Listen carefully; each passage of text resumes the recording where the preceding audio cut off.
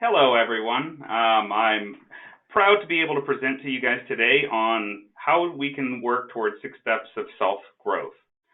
So we're going to be talking about going back to basics to develop self-growth. Part of it is identifying that one can actually move forward and backward in development.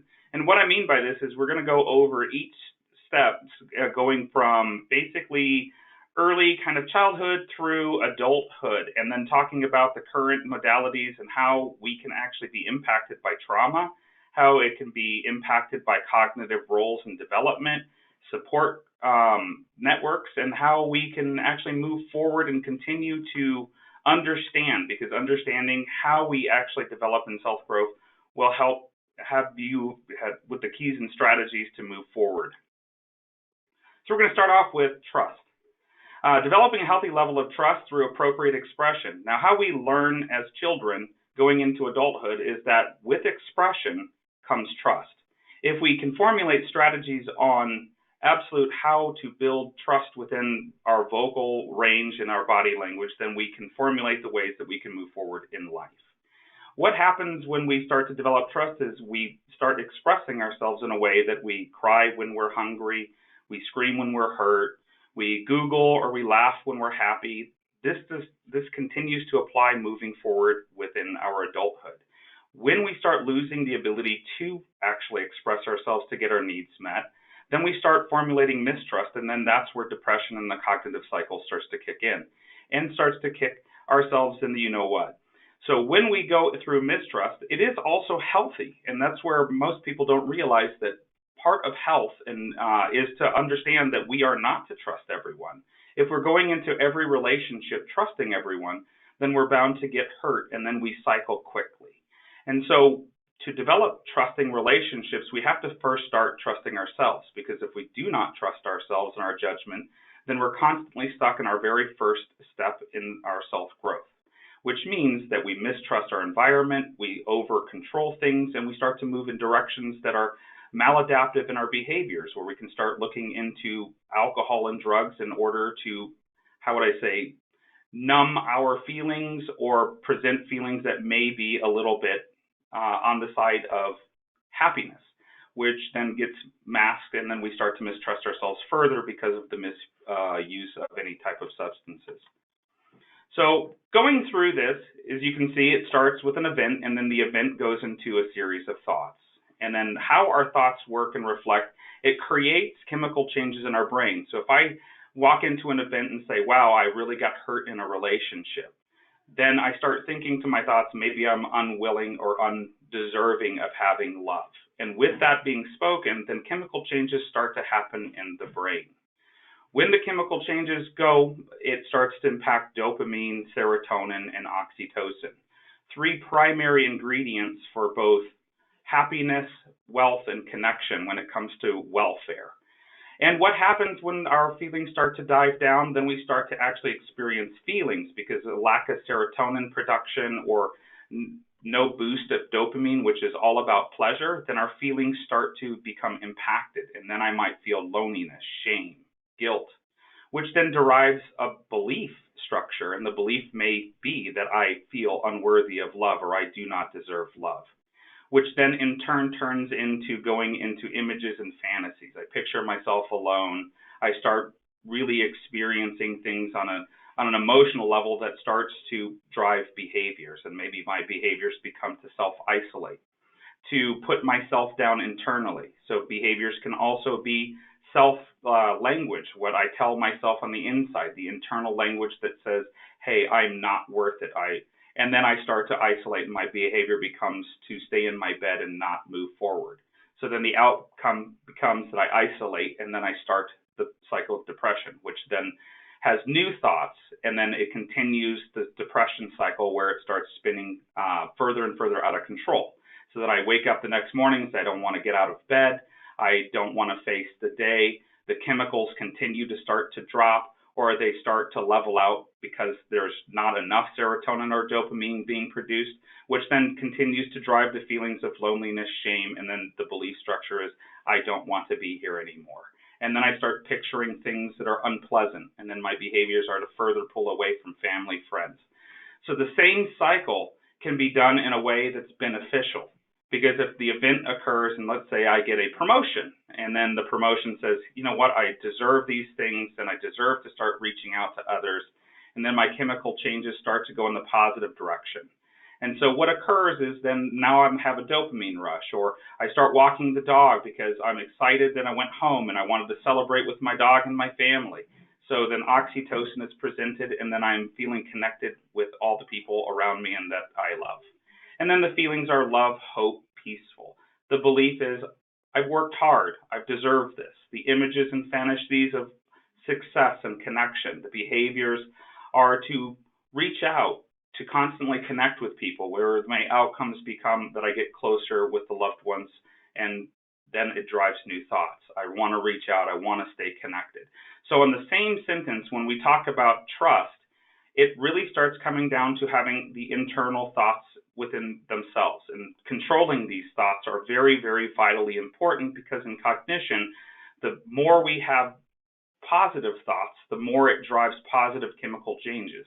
When people are struggling, the more they challenge the negative thoughts and then turn it into positive cognitive thought, the more likely you're going to have a more beneficial, calm, and peaceful lifestyle that drives success.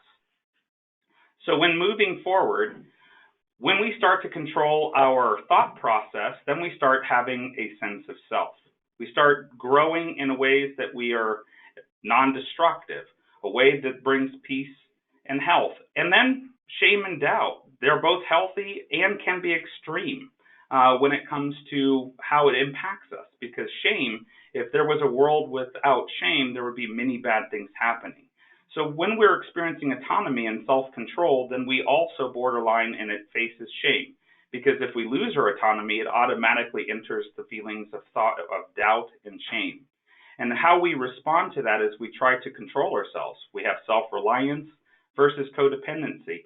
And this is really key, because when we start turning our controls over to another person and we start relying on another person in a way that's codependent, what happens is we start stealing our autonomy and giving it to another person. We start relying on the other person. We have to make the other person happy to get our needs met. And then what ultimately happens is we lose ourselves, and then we enter shame and doubt. And then when that occurs, then we have the ability to fall backwards. And that's what most professionals don't talk about within the self-growth steps, is that we can actually fall backwards, go back into mistrust, and then start going into that negative cognitive shame spiral where we have our internal messages that aren't so kind. And so how do we work towards the autonomy? Well, it's all about setting boundaries and making sure that you fundamentally protect your belief structure. So if you believe that you're a good person, you cannot be violating your own beliefs by having affairs or entering behaviors that may be destructive or self-sabotaging, purposely getting into fights. These type of things are more on the codependency side of the coin. And then when we start to violate our own boundaries and beliefs and we start stepping on what we believe in, then we automatically will start feeling the shame and doubt within us. When we start to work towards healthy autonomy and we start going in, then we start actually initiating and exploring life in a hopeful, new, safe, and vulnerable way that reinforces the experiences that drive our well-being. And what this really means is as we start to grow, we start to want to initiate and more in life around us. Exploring new things like photography or artwork, exploring new relationships, making sure that we start to indulge in pleasure. Self-care using experiences that drive dopamine and serotonin. So this could be the workout. This could be going to parks or dog parks. Everything we do formulates some form of response chemically within our brain structure. It creates neural pathways that drive health and well-being, or in a bad place, it can actually create neural pathways that lead to protective behaviors that can be trauma reinforced, like fight, flight, freeze, submission, or attachment. So sometimes we get into a place of where we overindulge in pleasure and we start losing our ability to control the initiative. And what happens is then we start to go into a bad place of guilt where we start feeling patterns that are kind of old.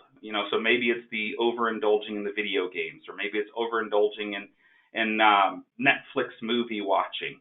And then what happens overall is if we stay in guilt too long, then we can actually move back to starting to lose our autonomy. So it's very important that as we control initiative, we also continue to maintain our balance and learning systems and how we function with other people and at work. Because then the fourth step of growth is to start working on your own self-education, to recreate successful patterns as part of life. And so these are considered healthy rituals. And what I mean by healthy rituals is that we create a pattern of behavior that generally we take into each type of system. And what I mean by system is we have a system for making friends. We have a system for connection. We have a system at work that's set up. We have a system that we use that's family. And the more systems that work, then the happier we become and the more we feel in a place of superiorness within ourselves versus inferior when it fails. So if multiple systems start failing, then we can actually slide backwards and we can become very unhealthy. And then we go right back into the initiative where we start to initiate things that make us feel pleasurable. And unfortunately, some of the things that can drive dopamine, serotonin production, as well as oxytocin, is drugs and alcohol. So when we start to feel inferior and we start to feel guilt and shame, we can sometimes turn to maladaptive behaviors that can kind of hurt us and slide us all the way back to mistrust, which is the first step. So creating healthy rituals and how we actually govern our systems are extremely important. So when we talk about how do we drive a system or how do we create the ritual, it is exactly that. It is exploring and self-educating yourself on how we can drive further success. So when we meet friends at dog parks, if you're really struggling with social anxiety, start to sit in the anxiety and challenge yourself in ways that explore new people. Have a conversation with someone. Talk about the dog that is yours, that is at the park. And so these things, the more we start to initiate in those type of conversations, the more we start to educate ourselves in how we can move in the system. And then the same thing applies at work. If something is failing at work, remember, practice does not make perfect. Practice makes improvement. It's one of the strongest sayings that I always teach to this day is that every day that we learn something or we educate ourselves on is making sure that we understand that practice makes improvement. So sitting in a system and rediscovering new ways for things to work can drive our ability to have self-growth in learning our industry. So then what happens next is as we grow, we start moving into a place of identity. And so we start believing in ourselves. I'm a good person. I'm a professional. I'm a husband or wife. Moving beyond the just self-identity or the sense of self is moving into the identity of who you are as a person. And once we start doing this, then we'll automatically start to find people that will have lasting connections. These are natural steps within social development.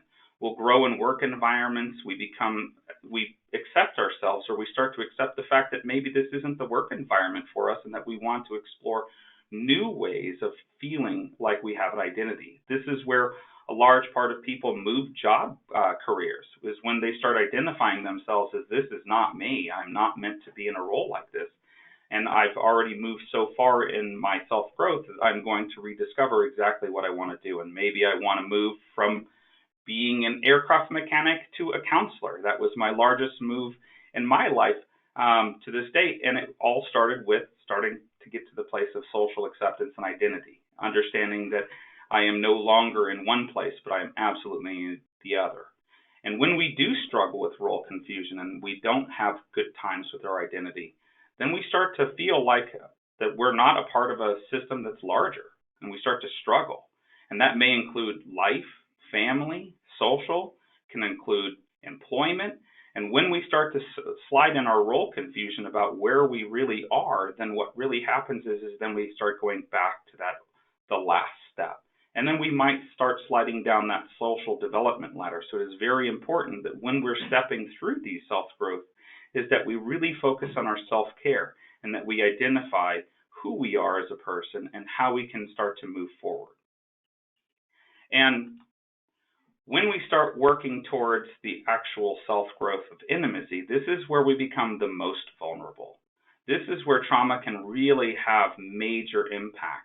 The sharing of vulnerability is intimacy.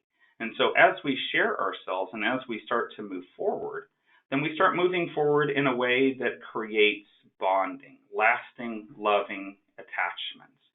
And when they get wounded and someone weaponizes intimacy, and when I mean intimacy, I don't mean sexual intimacy, I mean intimacy is sharing deep-seated feelings. And when people weaponize these feelings and weaponize what we share, then what happens is we tend to have a failure of intimacy, and then we start to isolate or we pull away. And then we can develop attachment styles of fear or avoidant or anxious. And what that really means is as someone weaponizes intimacy, we can pull away and be afraid of intimacy altogether and start restricting from intimacy, start not wanting to engage with the people that we previously had loved. We can also develop an anxious style of attachment where the person who we're sharing intimacy uses intimacy as a weapon just some of the times and not all of the time, which means we are constantly preoccupied with how can we make this person love us, and then that starts the codependent relationship. These type of trauma can really slide us all the way back to that trust-mistrust very rapidly. So when we start to work on intimacy, we have to understand that part of love and attachment and that developing a connection is actually setting healthy boundaries with yourself and with the people that you're around.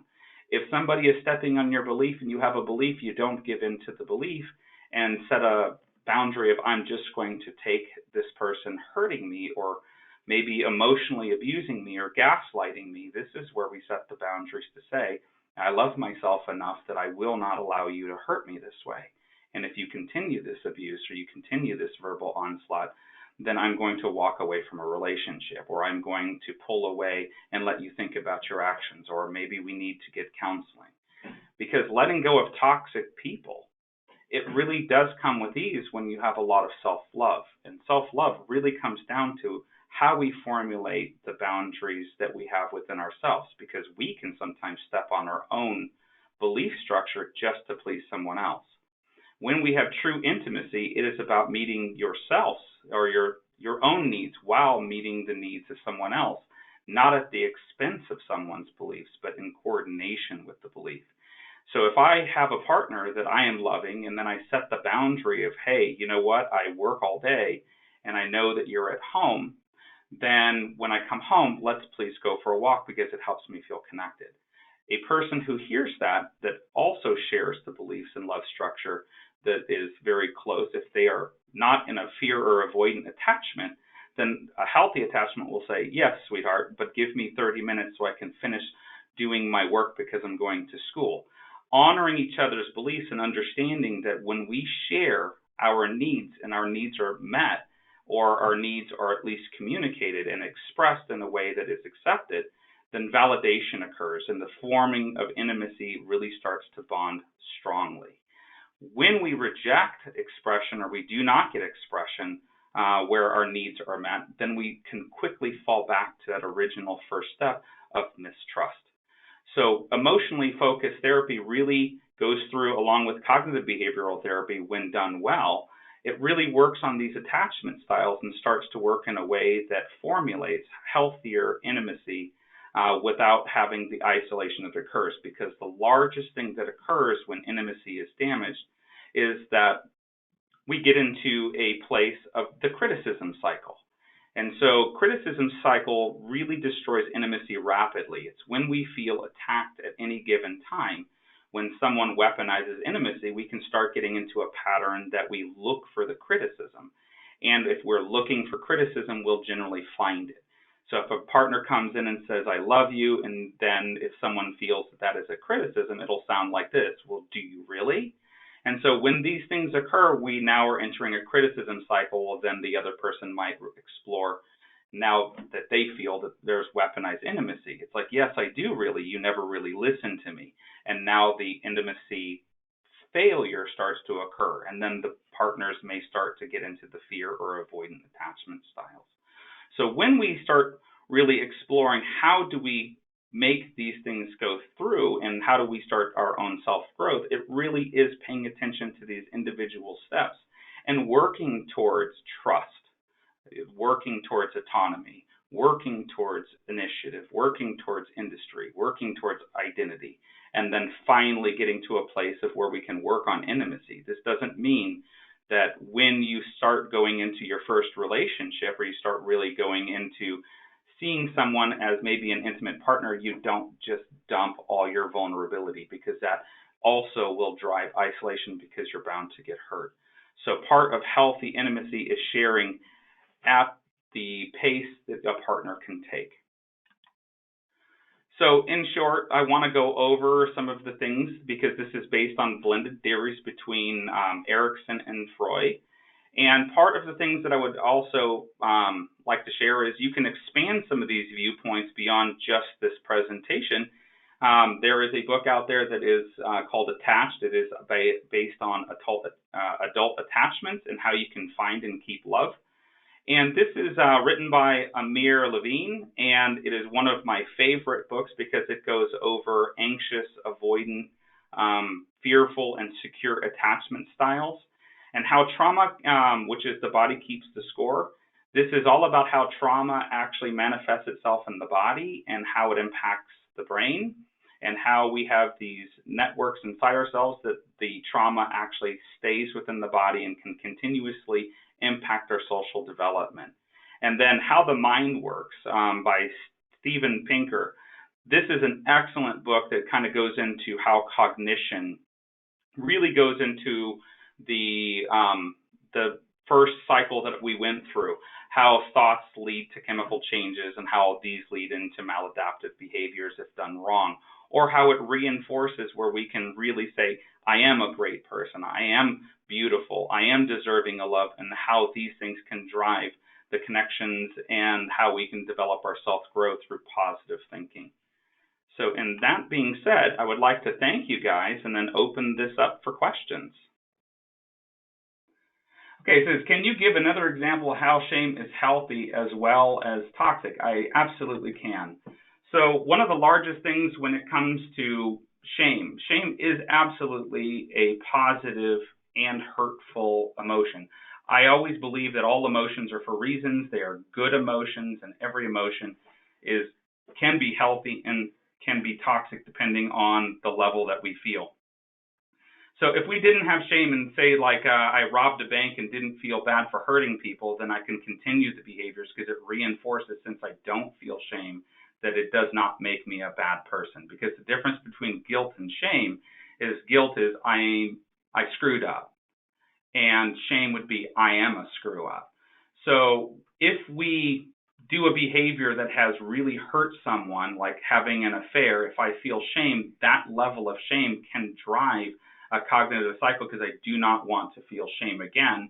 I do not want to have an affair again. So it can absolutely drive better thought process and driving better thought process, it actually changes the way we behave. So if I say I will never do that again, that makes me a terrible person. I don't want to feel shame. And then I start going into relationships then without having affairs, and then I've made the adjustments because I don't want to feel the shame. If I had toxic shame, this may be if I've been sexually assaulted and then I've wrongfully assigned shame. So then I blame myself for being in the actual assault versus assigning the shame to a perpetrator. These are things that we work with individuals, because when we come down to we have a loss of autonomy or we lose ourselves through some type of major traumatic event, then what really occurs is then we go from the frontal lobe and the limbic system into our survival, which is the amygdala. And what happens there is we go into one of 5 responses, like fight, flight, freeze, submission, attachment. And then what happens if I choose submission, and that's what we do, and it's really not a choice, it's just an automatic survival instinct, then what occurs is we go into a place of where we submit because we believe that if we fight, our brain chemistry or our brain believes that if we fight, we may get hurt worse. And then what occurs is as we start to recover and we start to go in places like treatment, then the shame starts kicking up, because then we go from the survival instinct back to our actual cognitive processing. And what happens around that cognitive processing is then we get into a place of where I should have. And then that is the breach of autonomy, where we lose a sense of ourself because we should have done this. And then we start grieving and we have the sense of loss, which then leads to more intense shame. And so that's when shame can become toxic, is when we wrongfully assign shame. And then that's what the cognitive processing and attachment stuff that we work on through emotional focus therapy and and EMDR and somatic experiencing all formulate strategies on helping someone with very wounded shame and autonomy. All right, let's see. I have, how can we support each other during self-isolation to promote better self-care? What a great question. So this is, again, understanding where we are on our self-growth. And if we are in the midst of trying to develop trusting relationship, we may Zoom, or you may FaceTime and start to reach out to people that you trust and to start working through maybe having a game night on Zoom. I've done that recently with a set of friends where we all kind of video conferenced in, and then we actually played Catan, which is a little bit of a fun game. So it is really starting to work towards where you are and what you need to develop and having creative ways of doing so.